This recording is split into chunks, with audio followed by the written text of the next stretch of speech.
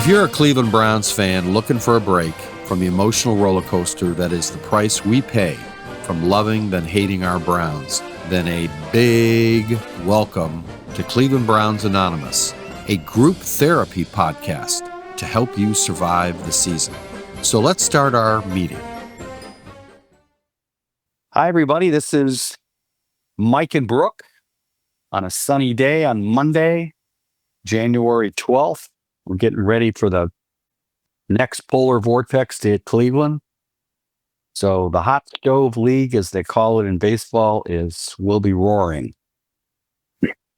So, Brook, what's your takeaway on wild card weekend? And all of a sudden, there's some coaches on the hot seats because they lost. Yeah, I mean, the name to watch is LaFleur in Green Bay. I thought that Packers game was really good. Packers Bears. I watched third quarter, and I was like, okay, looks like the Packers have got this. And I turned it off, and then I checked my phone, and I see that they're up by 3, the Bears. Yeah. So, I mean, that's comforting to know, as a Browns fan, that the Bears, who have been a very dysfunctional team franchise, they get the right guy, and they're making it the next round, the playoffs. Yeah. Look, Mike Vrabel, they got the right guy there, right? Look at the Seattle Seahawks. They got the right guy. They got the right quarterback, Sam Darnold, what does that tell you? Sam Darnold, he was supposed to be a bust with the Jets, right? Yeah. The Jets are... Let's see how Sam does in the next round, because they got that bye. But still, I mean, I know you really like Schwartz. I like Schwartz. I'd be fine with Schwartz. I just have this feeling they're going to hire Mike McDaniels. Oh my God. Oh my God. Well, let's talk about how to hire a head coach. And we'll just throw some names out. Starting with Stephen Vogt of the Cleveland Guardians. So now who did they hire as a manager to fill the big shoes of, Terry Francona? Stephen Vogt. All he does is become manager of the year 2 years in a row. That's an organizational hire. Because the Guardians, they're an organization. The Ravens, an organization. The Steelers are an organization. Everything's connected from top down. Ownership, general manager, head coach, players, scouting department, everything's connected. The Guardians, every move they make seems to be based on a plan, experience. You just get a feeling they know what they're doing. Yeah. And with the Browns, it's just the opposite. Every dysfunctional organization, the Jets, the Browns, who else is out there? There's Raider. Oh, the Raiders with Al Davis's knucklehead son. Giants, the last 4 or 5 years, although they could turn it around, but definitely the Jets, Raiders, and Browns. I mean, just a bad organization. And yet, our media, a lot of the talking heads on YouTube, it's all about the quarterback. Yeah, you got to get your quarterback, and then, the coach kind of fits in. As opposed to, you got to get your organization connected. And you pick a head coach who is ready to be a head coach. Now, you look at Curt Cignetti, and we'll put a little insert on Curt Cignetti's first press conference. All he does is win. I thought it was a tremendous challenge in a great football conference. And the type of challenge that I've already succeeded at once before. Like when I went to Elon, okay, their one-loss record before I went there was like 7-45 or something like that, right? Put the blueprint in, the plan. After 9 games, we're 8-1. Played JMU for the conference championship. The next year, went up and beat JMU at JMU, broke their 29-game winning streak at 4 or 5-1 at that point, ranked in the top 5 of the country. Lost our running back, quarterback the first series, the next game, won the next 3, but then didn't finish well. Thus 14-9. I don't like 14-9. Okay, that's not very good. But we know how to do it. I've been around great people, great mentors. My father was a Hall of Fame coach. I had the opportunity to go in with Coach Saban on the ground floor at Alabama when Alabama was a mediocre football program, and we went from 7-6 to 12-0 year 2 and recruited a class that had 6 first-round draft choices. Very instrumental in the recruitment process of a few of those guys that won Heisman trophies, All-American awards, et cetera, et cetera. Had the opportunity to coach Julio Jones. He kept saying, like, "Oh, who are you? How come, he didn't play any D1, didn't coach Big Ten? All he did was go into these programs and turn them around." I think Mike McDaniel went into another team. Did he turn that around? Is he the next Sean Payton? Look at Sean Payton. Look what Sean Payton did with Denver. Turned that around. Look what Jim Harbaugh did with, the LA Chargers. And the Niners. And the Niners. And Michigan football. Right. It's the coaching, stupid. So how do you hire a head coach? You look for the intangibles, not how bright they are with the schemes. Curt Cignetti, like Earl Weaver, whose bio, Carrie Pluto, if you're listening, I just finished, and I understand you wrote a great book on him, which I'll be picking up shortly. But Earl Weaver and Curt Cignetti had one thing in common, along with Vince Lombardi, Sean Payton, Belichick with the Patriots. There wasn't any taunting penalties on those teams, football teams. I mean, look at the Browns against the Bengals. They had 2 taunting penalties. They had their defensive end in one game jump off sides with under, 2 minutes to go on a 3rd down play. Cameron jumps off sides. End of ball game. Block punts. Return 2 Jets punt and kickoff returns for touchdowns. These are how you lose games. Good organizations, the Orioles under Earl Weaver, the Broncos under Sean Payton, the Vrabel with the Patriots, they don't make these kinds of mistakes. They don't lose games. They let the other team lose games. And Cleveland Browns fans, let's be honest. We go into every game wondering how we're going to lose this game. And what does that tell you about the head coach? The lack of discipline, the lack of fundamentals. Well, he's getting another job. Yeah. Yeah, I guess he's moved to the top of the list because he's a great head coach, ? Hey, whatever. Good luck, Kevin Stefanski. I'm sure he'll do well, ? with the Giants. They hired Brian Dable. They quickly learned that being bright can only go so far if you don't have the stomach to discipline your players to show up on time for team meetings, which I understand he didn't give a shit about. Abdul Carter was late. And then, of course, it shows up in the field. Just dumb plays, no discipline, no fundamental training. So, hey, good luck, Kevin Stefanski. This is not to piss on Kevin Stefanski, but an organization has to understand what exactly they're looking for in a head coach. And it's fundamentals. You build on fundamentals. You don't lose games. And the quarterback will settle in. If things aren't blowing up around him, guys aren't jumping off sides, illegal motion, dropping passes, giving up poor field position on special teams, I trust you, the quarterback is going to do better. Plus, you need a head coach, guess what, whose job is to recognize talent and teach everybody up. And that's what Curt Cignetti's done with Indiana. That's what he did with all his teams.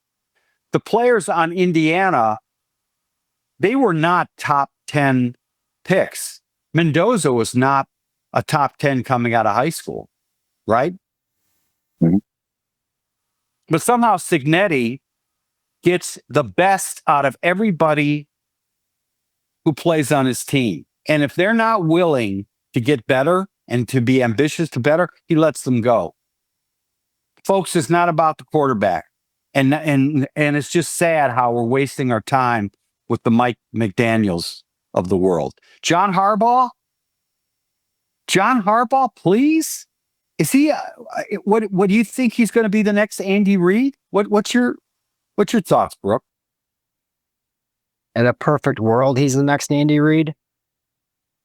The difference is Andy Reid was, pretty offensively gifted, and he had Patrick Mahomes.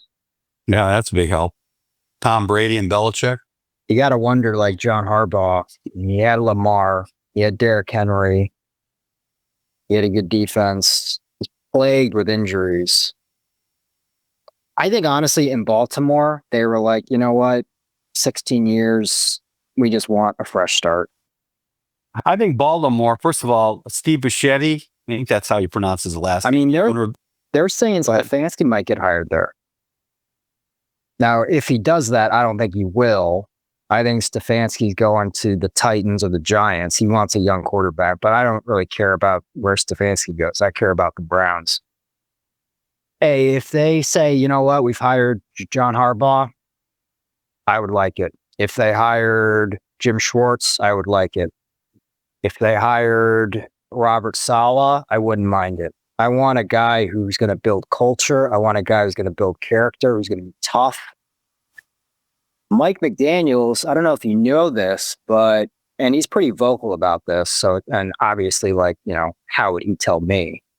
But he's been sober. He's been in recovery for, I think, a little less than me. So that, at least for me, is comforting. Maybe he sees this as, a second opportunity. I mean, you can't deny his skills as an offensive coach. I mean, he is the most sought-after offensive coach, but I don't want another Hugh Jackson. I don't want another Pat Shurmur. If he comes in and Jimmy Haslam... North Turner is great. Yeah, if he comes in and Haslam gets a whiff of, wow, genius offensive mind, but can he really lead Myles Garrett and our defense, then he's a pass.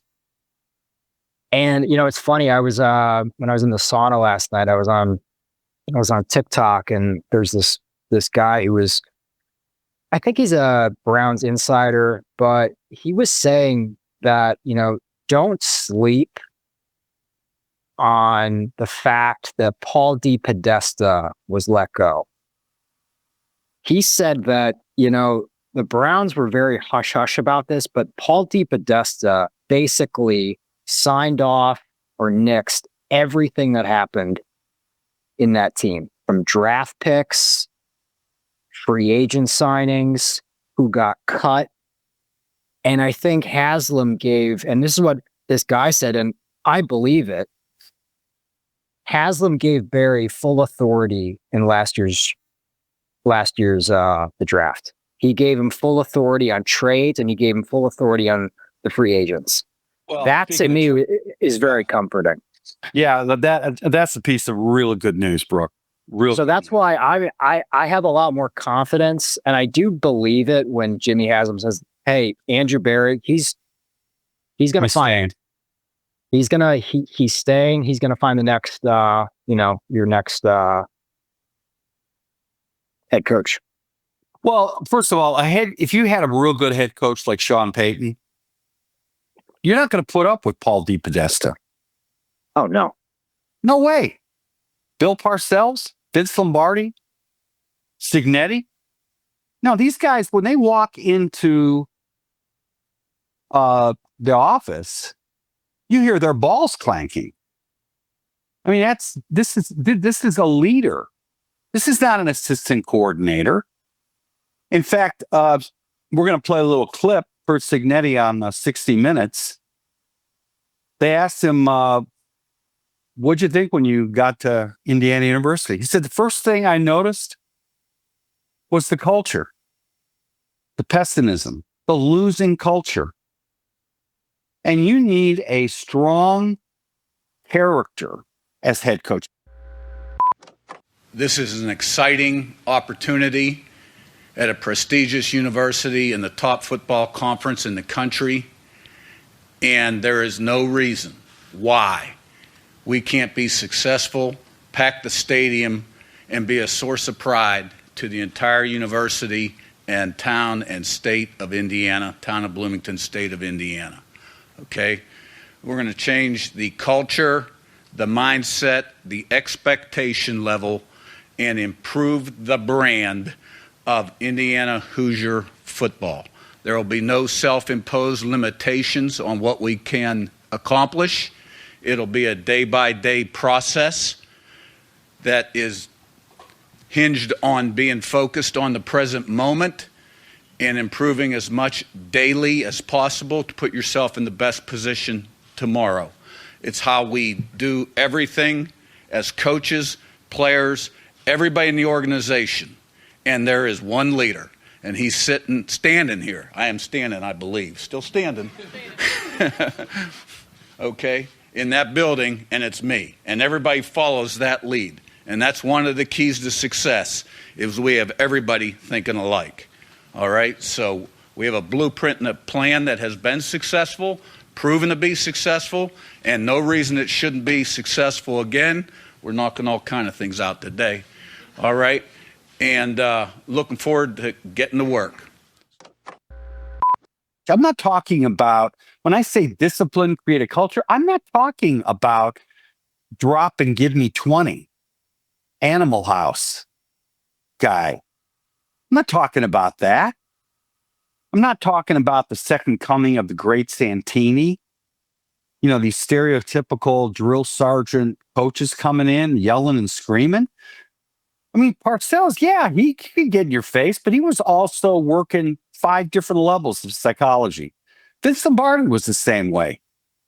Vince Lombardi, a great quote, Mark, you should put up, Mark or Mac, put up, Bart Starr. Bart Starr saying he met with the coach in his locker room after, the first year of practice. And he says, Coach, you want me to be the leader of the team, yet you call me out in front of the team. How do you expect me to be the leader? Please. If you want to yell at me in private.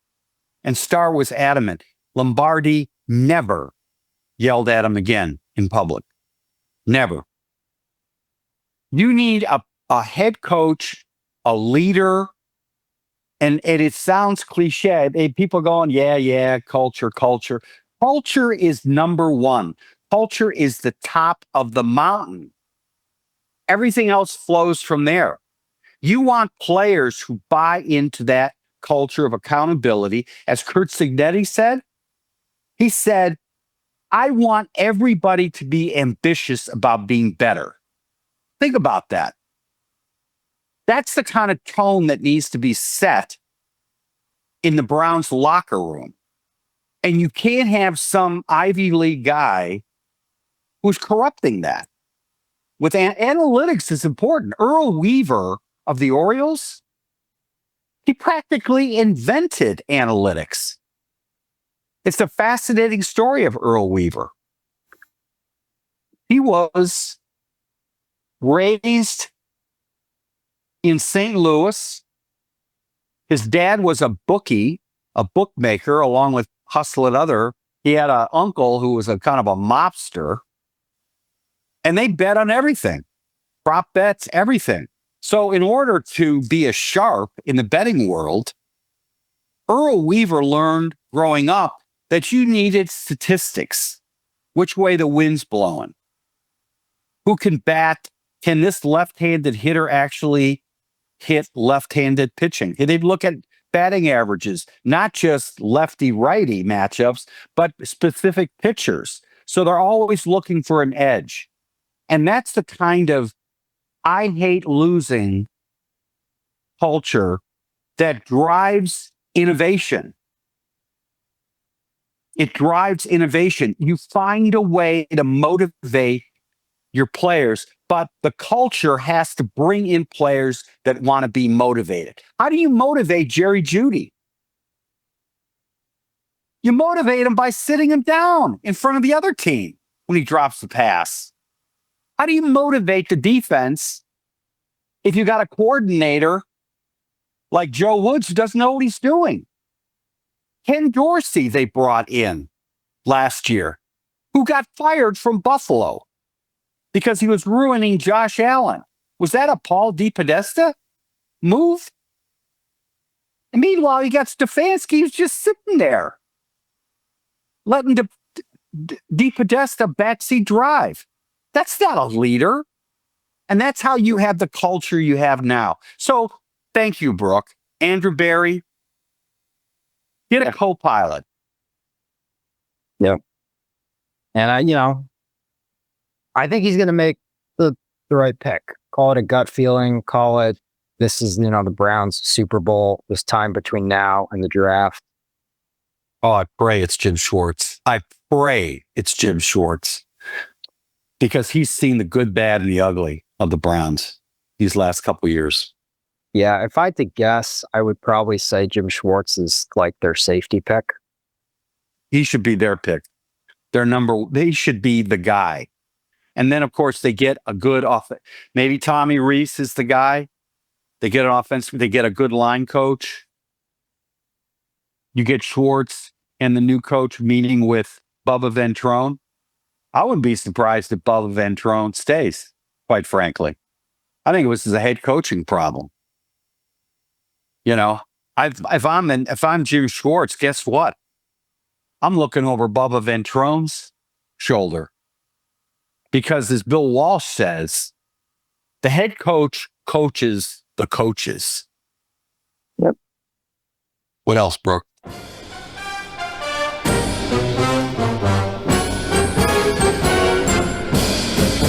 Hey, let's stop here. We got to pay some bills.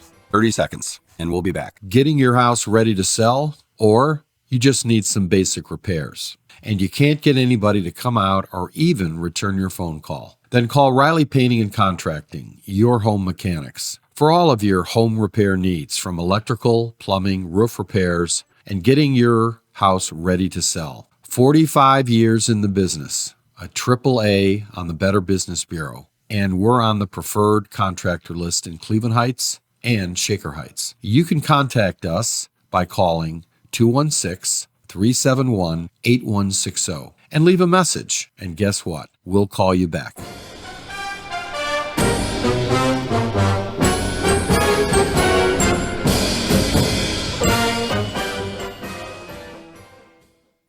I don't know. I mean, the big domino is the John Harbaugh, wherever he goes. Oh. So I think wherever he picks, and I think he's doing the right thing. There's a report that he's going to because every team wants to hire him. So I think his agent put something out and said, hey, you know what? He's going to take, he took last week off to just kind of, think. Apparently he's been studying film. He's been watching, tape on all the teams, but he is going to let the teams that he is interested in know and the teams that he's not interested in know. So I think that's like the stand-up thing to do. I mean, a lot of reports say he is interested in this team. His parents are from here. He grew up. His parents love the Browns. I mean, he plays us twice a year. He sees the defense. Maybe he does like Shador, but I'm getting ahead of myself. Well, I was talking a little bit about Steve Bisciotti, so let me close with this story, and then we'll talk how to hire a coach part 2 next week. But I read, I think it was in The Athletic, why they let John Harbaugh go.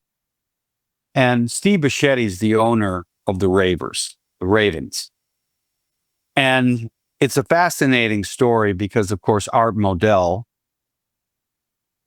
moved the Browns because he was beyond incompetent as an owner. I mean, this really, the Browns have had a brief moment of sanity when Ernie Accorsi was running the Browns in the mid 84, 83, 84, and they let Riverboat Sam go. They put in Marty. And then, of course, he just, he gets Kozar, he promotes Ernest Viner, he gets guys off the WFL, the whole 9 yards. That was our only brief organizational connection between Marty, Lindy, and Fonte and the Browns. I've talked about this. So Modell goes to Baltimore. Now he's a minority owner, which ironically, he was a minority owner with the Browns. People don't know that. But ownership with the Browns, they were all just, passive owners. They let Modell kind of run it into the ground. Well, Steve Bichetti was a billionaire, unlike Modell, who was kind of a little bit of a Madison Avenue con man of sorts. Didn't have 2 pennies everything was leveraged, and he was dead up into his eyeballs. And Bichetti quickly put Modell in his place, basically tell him, Art, thank you. We don't want to hear from you again. Okay. Bichetti made his money. He was kind of a Warren Buffett type, millionaire next door, made his money. Genius on staffing. He's like Buffett, Warren Buffett and Berkshire Hathaway. They buy companies for the management. If it's a well-managed company and it feels just needs some push, needs some investment money, it's an industry they think this company can grow into. That's who they buy. Great management. So Bichetti knows and recognizes great talent. And that's why he promoted Ozzie Newsome. Ozzie Newsome was Art Modell's pick to be the Andrew Berry, the GM, right? Mm-hmm. Well, but of course, Modell kept getting in Ozzie's way. When they came over to the Ravens, Bichetti kicked Modell to the side, literally, and gave full reign to Ozzie Newsome. Maybe Haslam's doing that with Andrew Berry, right? Yep. Right? He promoted Ozzie Newsome. And, Ozzie's first round pick for the Ravens, Ray Lewis. Ray effing Lewis, right? He was pretty good. Just look at the drafts that the Ravens have had with the Ozzie Newsome kind of Guardians, Chris Antonetti type organization. Who was that safety they had? Oh, Ed Reed, Ray Lewis. They had great line, great O-line. And I think they had, I forget the quarterback they won the Super Bowl with, who that later ended up with the Browns. Oh, Trent Dilfer. They just said, Trent, just don't throw an interception. Let the defense win. Great special teams, great defense, right? Great players. And they had Trent Dilfer, who was kind of a game manager. And they won the Super Bowl. This was year 2 after the Ravens. Year 2 or 3 after the Ravens come to Baltimore. Meanwhile, Cleveland looks just absolutely stupid. And so, but Bichetti replaced Billick, a Super Bowl winning coach, with John Harbaugh. Yep. Now, Bichetti is thinking, and I think the organization is thinking with John Harbaugh, he can, like Marty, he can take them to a certain place, but he struggles to get over the top. The Ravens find a way to lose games dumb. And that's not a sign of a great head coach. You have to have a killer's instinct. And the question, is it really John Harbaugh, or is it the organization around John Harbaugh? Same thing goes with Mike Tomlin. Mike Tomlin has got a great organization. He's a very good coach like John Harbaugh. The Steelers do not lose a lot of games. They're not blowing people out, but they don't lose a lot of games. So they're always above 500. Always above 5. He's never had a losing season. But they're never going to win the Super Bowl. And that was the word on Andy Reid, And so I think Bichetti is looking at the fact that they've got a great organization, they have a great quarterback, but they're just not playing at 100%. Now, really, do we want John Harbaugh given all that? I don't know. But I'm glad. But the bright news is the DePodesta is out. Andrew Berry's knocked it out of the park. In fact, I should add that Jacksonville game, guess who gave up that long pass? Yeah, Greg Newsome. Yeah, Jags fans are... Thank you, Jags fan. Hating on him today. We got their number one. We gave him Greg Newsome. We picked up a guy who's been money playing man-to-man. What's that guy's name? Campbell. And I think with getting Jim Schwartz in with an Andrew Berry organization and letting things rip on the offensive side, get that whole line done. Yeah. That's the key. Whoever you hire, a lot of the people they're interviewing are defensive coordinators. There's a couple pass game coordinators. Whoever you hire as a head coach, you need to get rid of this vanilla bullshit offense. Yeah, dink and dunk. Throw to the tight ends. Tight end oriented offense, right? Yeah, like bring in some veteran wide receiver who's going to keep these guys in check. Draft a wide receiver high. I mean, your defense is great. But this whole vanilla offense, it's like, Hey, the Browns they don't throw a lot of long passes. I mean, they had Flacco come in, and Flacco would just change plays, like I said in past podcasts. He just throws some bombs. What's the fancy going to do? Apparently, you know why? It's because he didn't have time to understand the playbook. He's like, okay, I've got Amari Cooper on that side. Yeah, I'm going to throw it. Yeah, a man on man. And trust the best man-on-man wide receiver in the league. Would probably happen, and I'm not in the schemes like some of the guys in Get Up or NFL Today, but I agree with you, Brook. What probably happened was Flacco saw the defenses, just put 8 in the box to stop Chubb or the Stefanski type offense. He says, "F it, I'm just even this." And all of a sudden, we've got these one-on-one coverages. I mean, I'm kind of wondering, is it really the receivers or is it the head coach and the vanilla offense? I mean, look at who was that player with, was it the 49ers? The 49ers. They had like their 4th string wide receiver. He caught like 7 passes yesterday. Yeah. No, look at NFL players are good. They're all good players. The job of a head coach is to coach them up, make them better, get a scheme that works for them. That's what a head coach do. And okay, Brook, I'm going to sort of end on this, and I want your take on it, because we were talking at our office meeting this morning about foremen learning how to be good managers. We've got a lot of people out there in the media, on these analysts, who have never managed anybody. They may have an editor, they got a publisher, but they have never managed anybody. Managing is hard. It's an art form.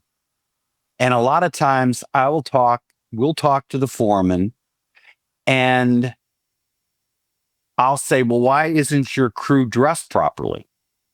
We tell them what they usually tell us. Oh, well, I told them, what do you want me to do? Yeah, that's not the right answer. The right answer is, I don't know how to manage. So let's just take Because most managers, if they're faced with somebody who's not a superstar, out of the box, ready to go employee that they don't even have to manage, that's who they want. You know, you hear that all the time with people running companies. They'll say, you know, like a painting company, contracting company, I just can't find good workers. I can't find good workers. Right?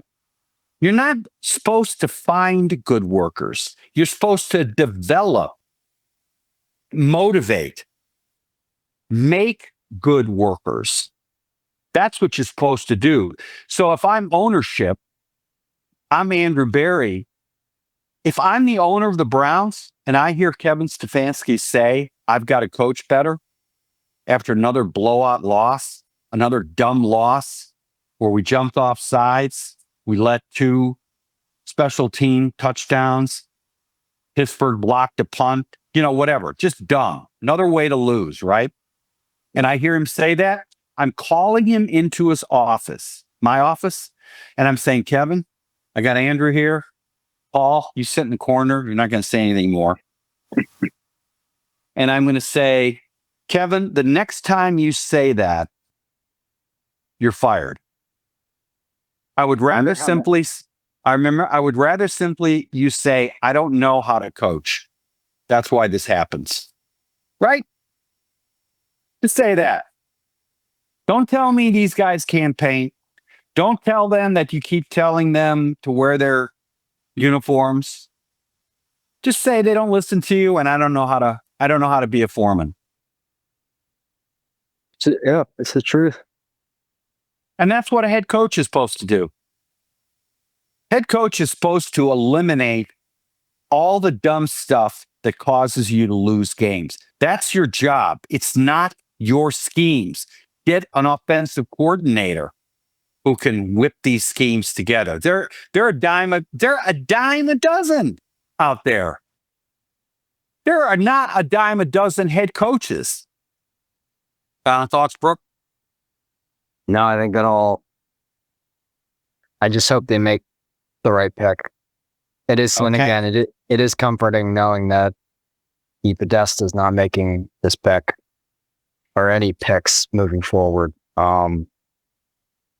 So you know what? And you watch Andrew Berry's press conference, you watch Jimmy Haslam's press conference. I mean, again, I don't know these guys, but you just know that they are trying as hard as they can. Yeah, make it right. I agree. I don't think they're gonna make a stupid pick. I think if the guy they want says, "Hey, thanks, but no thanks," they'll go with Jim Schwartz. Yeah. Well, I'll end finally on this saying that Earl Weaver said, and we're going to pick that up on our next podcast, which is, it's what you learn after you know everything that is most important. Think about it. It's what you learned after you think you know everything that's important. We got Jim Schwartz, and if he's the right head coach and he's sitting in that interview, he's going to say, I'm going to ask him as the owner, I'm going to ask him, Jim, what did you learn first time around? And what would you change? What have you learned just watching how the Browns operate in your 2-3 years here? Yeah. That's what we want as a head coach. We want a head coach who comes in there and just gets better and better and better. Is focused on being the best head coach he can be. And that radiates downward. That'll be the title of episode 2. All right. Next week. All right. Thanks, everybody. Thanks, Brook. Yeah, no problem.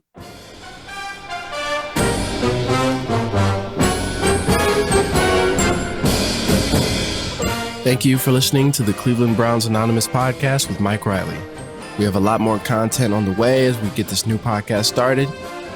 You can also check out some of our other podcasts, like the Cleveland Real Estate Investor Podcast and other new ones that will start soon.